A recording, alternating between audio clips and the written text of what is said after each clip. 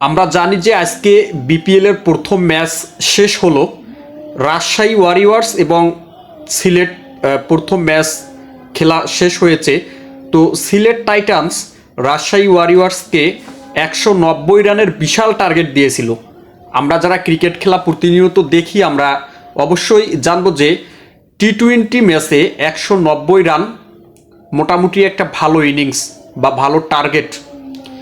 এই 190 রানকে যেন কিছুই মনে করলো না নাজমুল হোসেন শান্তর রাজশাহী ওয়ারিয়র্স। আমরা যারা পাকিস্তানের খেলা ফলো করি আমরা অবশ্যই জানবো যে সাহিবজাদা ফারহান পাকিস্তানের অন্যতম টি-20 ফরম্যাটের সেরা ব্যাটসম্যান। সাহিবজাদা ফারহান মাত্র 19 বলে 20 রান করে আউট হয়ে গেছে এবং বাংলাদেশের ওপেনার তানজিদ হাসান তামিম 8 বলে 10 রান করে আউট হয়ে গেছেন।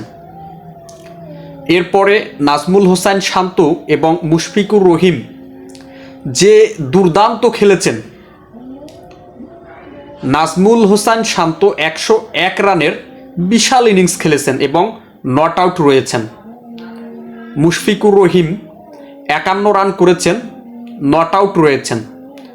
দুর্দান্ত খেলেছেন শান্ত এবং মুশফিকুর রহিম।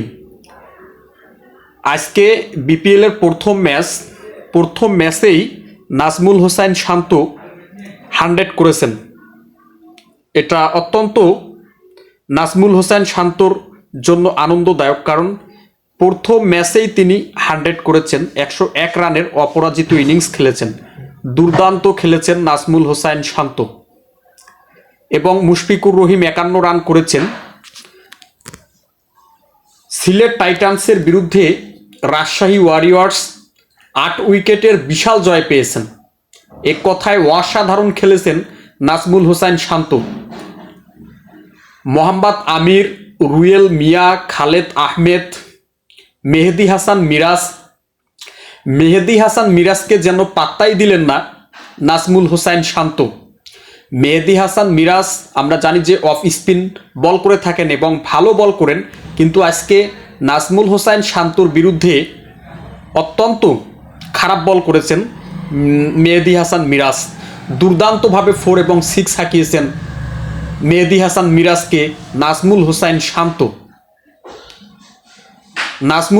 শান্ত প্রথম ম্যাচেই 100 রান করেছেন এবং রাজশাহী ওয়ারিয়র্সকে 8 উইকেটের বিশাল জয় এনে দিয়েছেন। Congratulation Rajshahi Warriors, congratulation Najmul Hossain শান্তকে।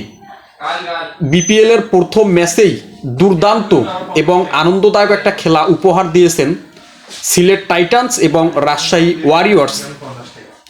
Congratulation Rajshahi ওয়ারিয়র্সকে।